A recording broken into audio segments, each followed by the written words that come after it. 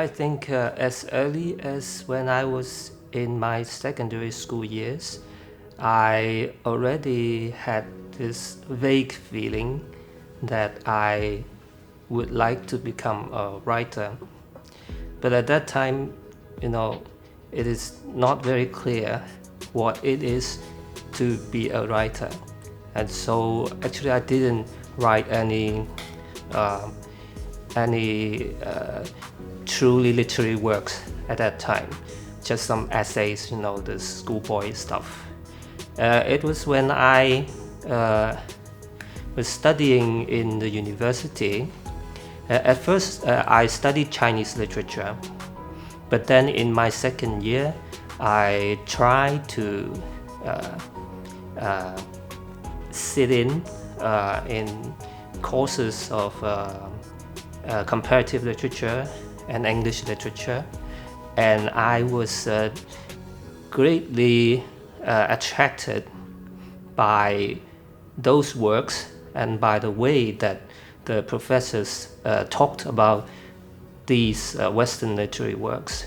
And so I changed my path, and I, in the end, majored in English literature and comparative literature. And I think it was when I got in touch with works like Kafka's or Marcel Proust, those literary works which are so different from the traditional Chinese literary works that I had read before, that I had a kind of shock that, oh, we can actually write like that. Of course, I don't mean that Chinese literature is inferior to Western literature. It was just that by that time, Chinese literature was something like, something that I was quite used to. And so I didn't really, had this very strong feeling of how special it is. And so when I got in touch with something very different, I cannot say it's better, but just very different from what I used to read in the past. I got this stimulation, and I gradually had this idea that, well, maybe I can also try to do something like that. And so it was after I graduated and after I've started my postgraduate studies that I tried my hand in writing some short stories.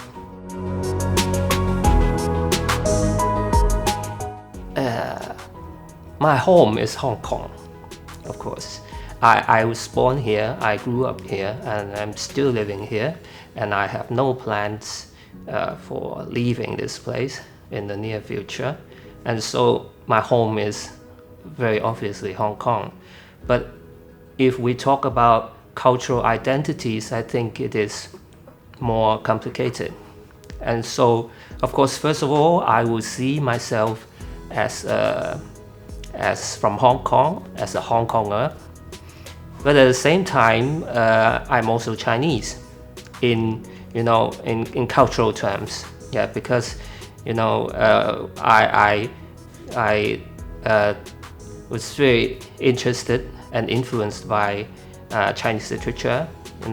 I started having the aspiration for becoming a writer was when I read Chinese literary works. And so the Chinese cultural heritage is also an essential part of my passion and of my career as a writer.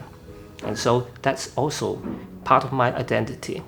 I would like to add also that maybe Western culture is also part of my cultural identity, because since I started studying European literature and started reading European philosophy, I think a large part of my mentality and way of thinking and looking at things is also having this background of this Western cultural identity. Yes, I consider myself a Hong Kong writer. That is how I will introduce myself to other people. And my works are obviously part of the heritage of Hong Kong literature. And so that's very obvious. I don't have, it's unmistakable.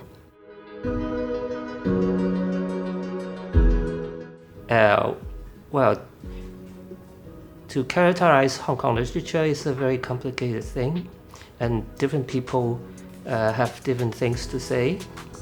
There have been people who say that Hong Kong literature is a minor literature, it's a literature on the margins, and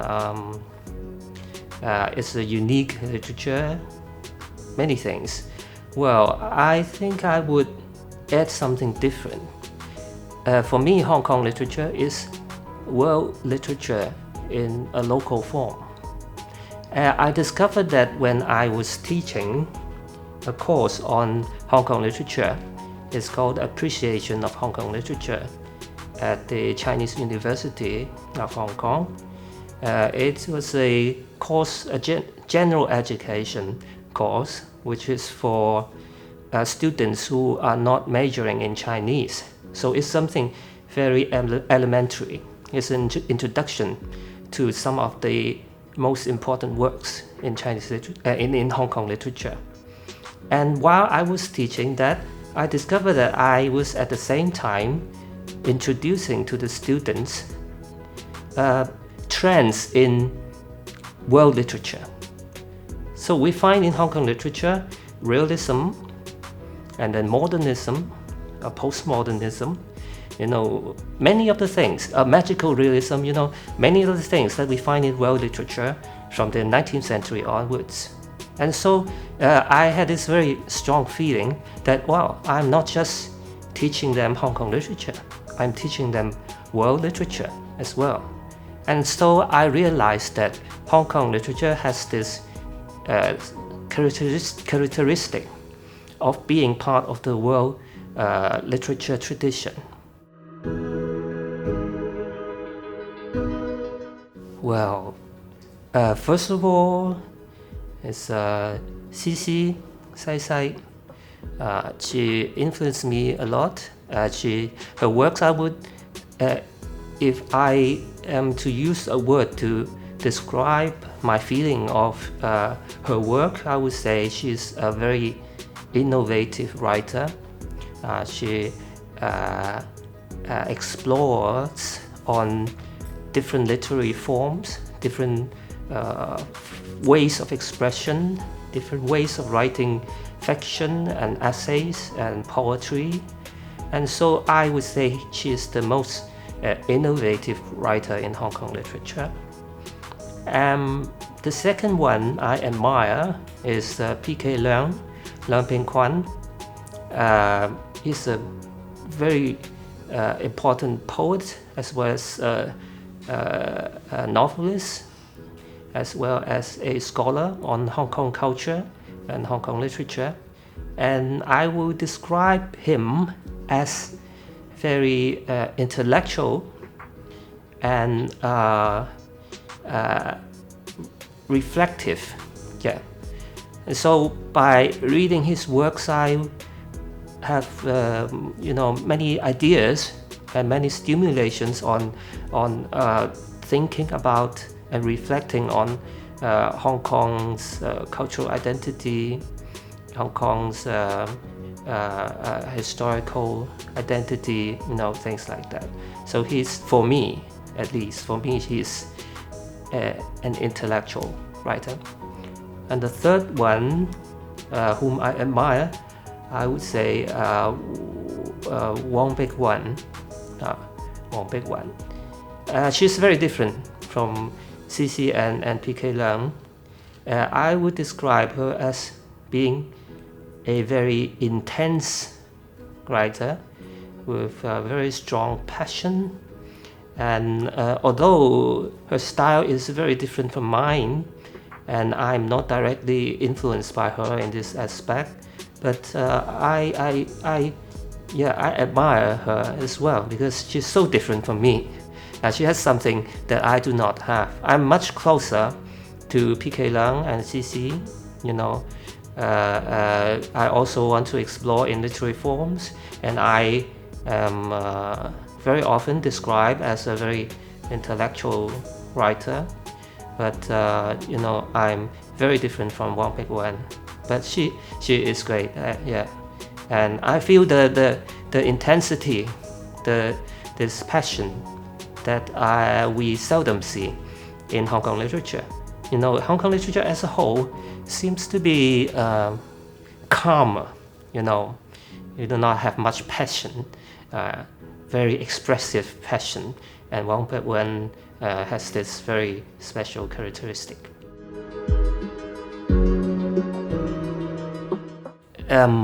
Yes, it is true for some of my works, maybe, or for some of my works written in a certain period, starting from that Tian Gong Kai Wu until, you know, that so-called trilogy, natural history trilogy, when the subject matter was about you know, local city life and about you know, those older living environments and people trying to protect and preserve those ways of living.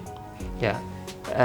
In those works, of course, my childhood experience of growing up in Central Pole is you know, very important and central when I was writing those books, because that was what we regard as a local way of life. But that actually, first of all, that way of life or that kind of living environment is becoming something of the past. I think in the recent 10 or 20 years, many of those old buildings were being pulled down, and in new residential areas we do not have that kind of very close neighborhood, you know, relationship with your neighbors, and so it is becoming something of the past. And so maybe in my more recent works, this experience is not that important.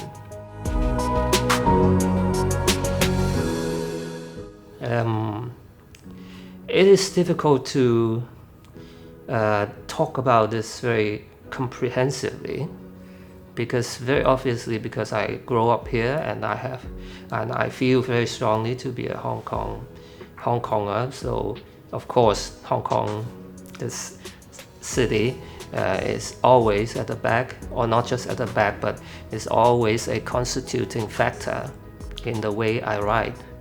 But maybe I would just focus on a series of works that I wrote in the late 90s. Hong Kong as a city for me is a place which is, actually for many people as well, is a place which is very crowded, and the tempo, the pace is very quick and fast. Things keep changing very quickly, and sometimes we feel a little alienated by that kind of modern city experience, and many things looks like fragmented. So I wrote a series starting from Atlas, and published in 1997, a series called the V-City series, in which there are 4 books. The Atlas, and then the Catalog, and the Visible Cities, and the other one is Unnatural Recollections. All of these books are written in a special form, in that they all contain very short pieces, but they are combined or arranged in a way that they form a work thematically. So for me, this combination of very short units is a way of reflecting the kind of very varied and the kind of juxtaposition of different aspects or facets or facets of life in Hong Kong. You know, when we look at the catalog, it looks like we are looking at a big building in which there are many windows and there are, you know, characters and people living in different units or flats, and they're having their stories, but we cannot see the whole of their stories. We can only see part of the stories because we're peeping through windows, and sometimes we see some episode, something happening there, but we cannot see the big picture, the whole picture, complete picture. So for me, it's like a metaphor of the city as a whole.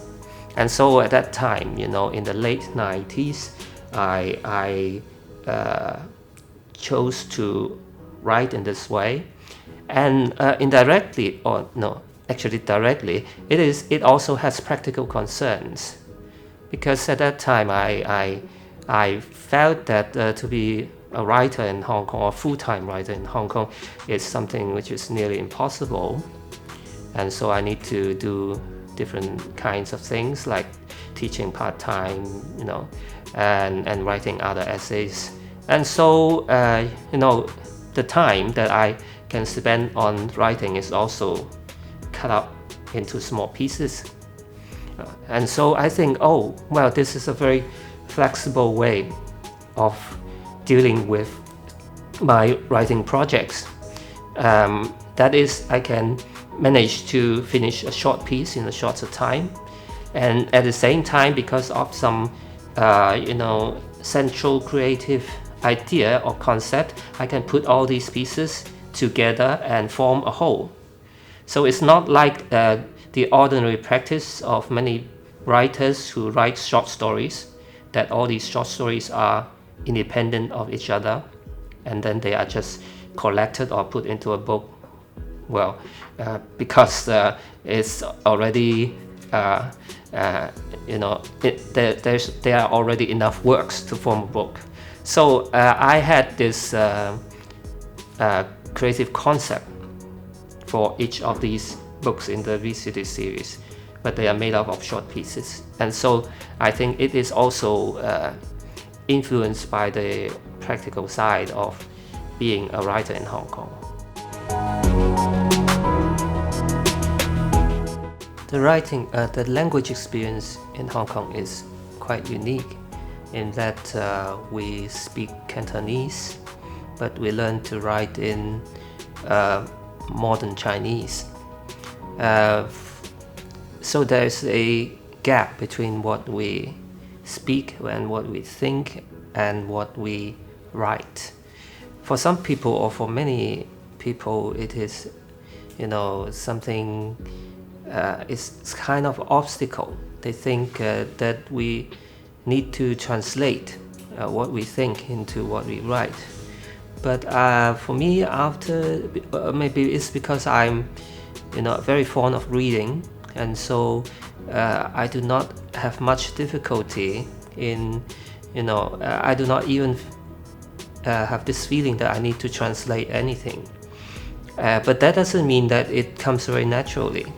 I think there's still kind of something not something so-called unnatural when I start writing, that the written language is something which is a little artificial for me. I think it's good.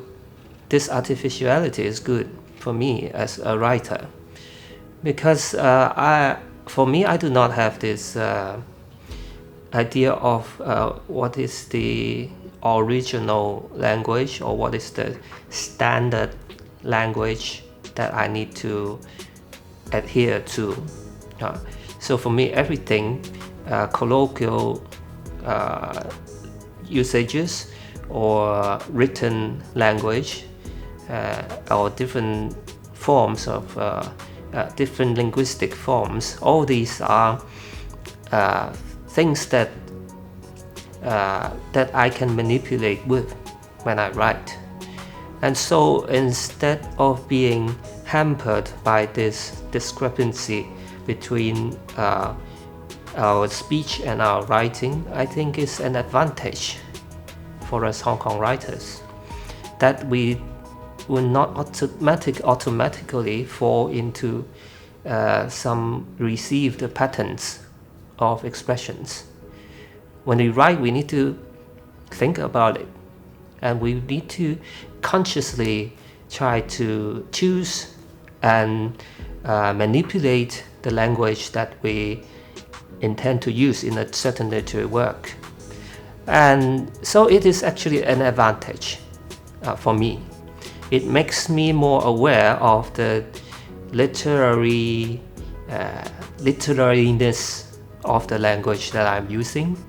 And while I write, I can shift between different registers of language, and in some works I may use more colloquial expressions or more Cantonese. In another work I may write in a more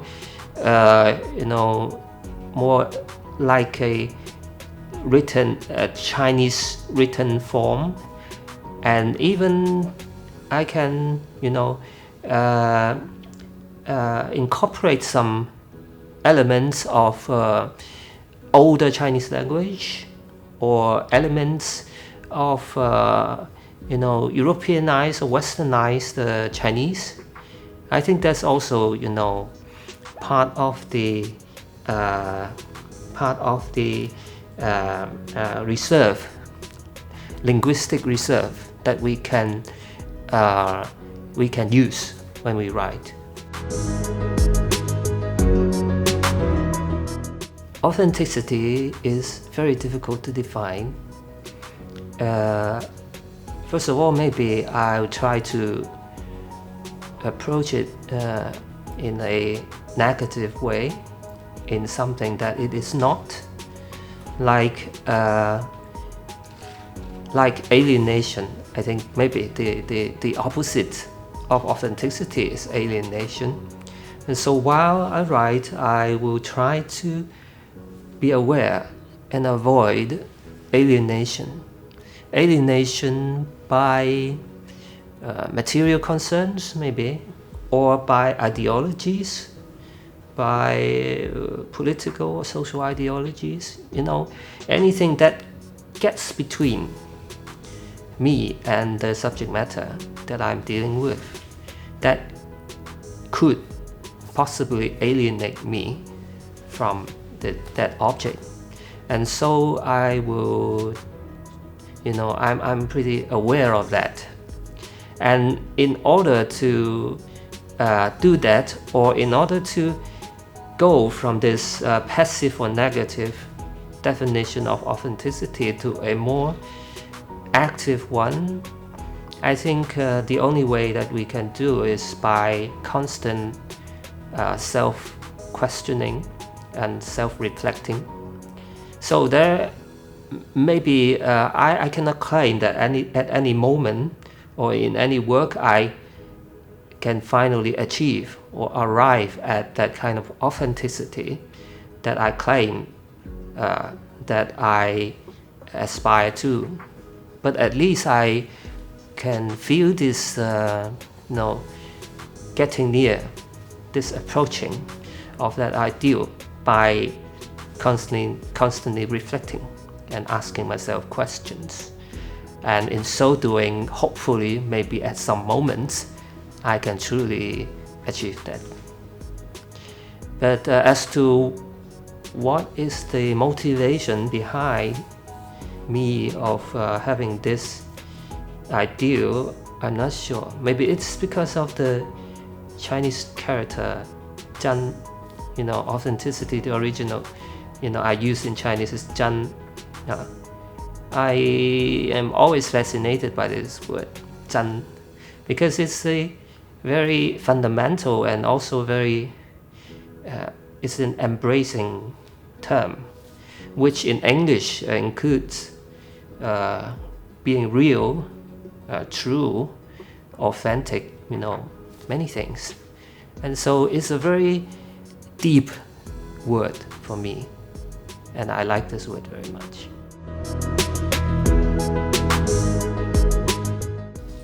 Actually, I seldom translate my own work. Maybe just parts of my atlas, and mainly in atlas. I translated a few pieces myself. But actually, when I did that, it was just a preliminary, a draft for revision by my translators. So although nominally I was included in the translators of that book, but I did not regard myself as actually translating my own work. Actually, I'm quite reluctant on doing that because I think my English is not good enough for that. Yeah, my English is very bookish English. Mainly, I acquired that mainly through reading, and very often not reading contemporary works. And so it is not a very everyday life English. And so I'm afraid that, of course, if I'm to do it, I can do it reasonably well, maybe. But, I'm not very confident in, sometimes I'm not very sure about very small differences between the use of word, the choice of words. There are always this kind of nuances that for a non-native speaker, you cannot get the feel just by looking up the dictionary. And so I think it's not a good idea for me to translate my own work. I think for some cases, there are very little communication between the translator and me as the author. And so, there's very, very little to say on this kind of relationship. But for me, the experience of working with Bonnie McDougall and Anders Hansen is very fruitful because we have a much closer relationship while we were working together. Actually, I would say we are really collaborating. Yeah. So they have translated my atlas, and later they started on the catalog, some pieces of which were published in the book Cantonese Love Stories. Actually, we have finished the whole book, 99 stories, and we are approaching publishers and try to get it done. Yeah. So I have this experience of working with them on 2 books. And every time, we have lots of, queries and answerings and discussions. Yeah. And so I feel that we are truly working together, and they are trying to understand me, understand my work, and I try to explain to them. And in some very rare cases, maybe they also made suggestions to me that I was not aware of when I wrote the books. And I even changed some of the details in the atlas in the Chinese version when when there was a new edition, new Chinese edition. I actually made some amendments according to my translator's comments or suggestions. Yeah, like there's one example in Atlas. In one of the pieces there, I mentioned a ship, a Spanish ship. I read that from some material, and so when I first wrote that, I read that from some material, and I wrote the Chinese name, the Chinese translation of the name of the Spanish ship. But then when my translators were to translate that, they couldn't figure out the original Spanish name, just from the Chinese words, and I do not know. And so they suggest another name.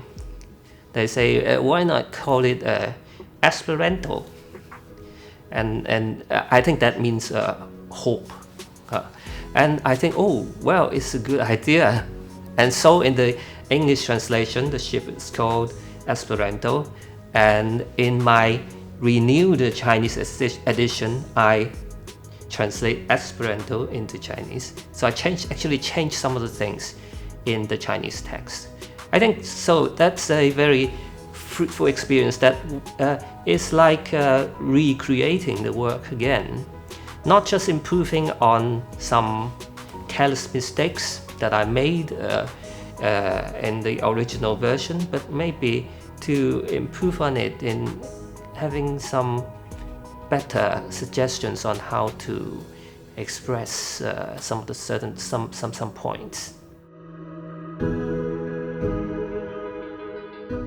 Well, I guess maybe it's because Atlas, the form and the subject matter of Atlas lends itself more readily to the reading habits or interpretations of Western readers or Western critics, maybe. Because Atlas actually it looks more like a Western literary work than a Chinese one.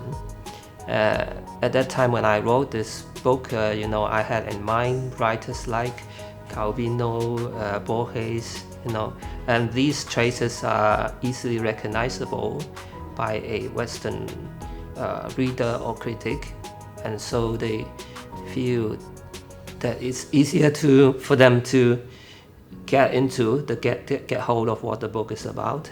And on the other hand, I think it's because Atlas is closely related to the Hanover in 1997, because it was first published in that year, and it was obviously a response to this historical event.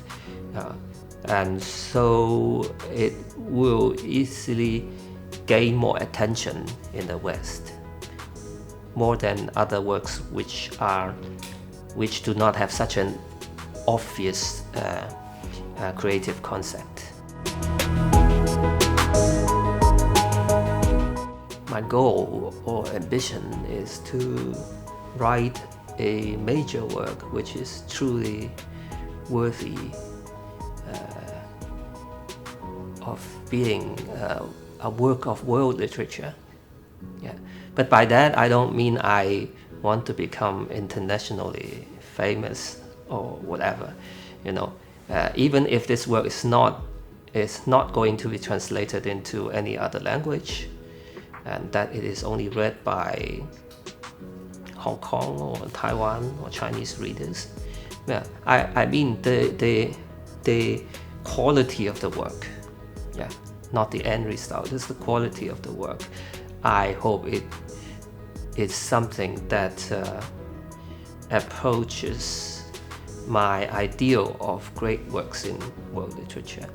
Yeah, but that doesn't mean that I need to give up the unique characteristics of Hong Kong literature.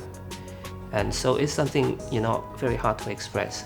And I feel that Hong Kong literature, I said it before, that Hong Kong literature also had this side, this character of being closely related to world literature, and at the same time it also has very local and unique characteristics. And so these two things are not mutually exclusive, and actually they not just can be blended together. Actually they should be mirror images of each other, that the more we reach out to the world, the more we become ourselves. Yeah, that's what I believe in.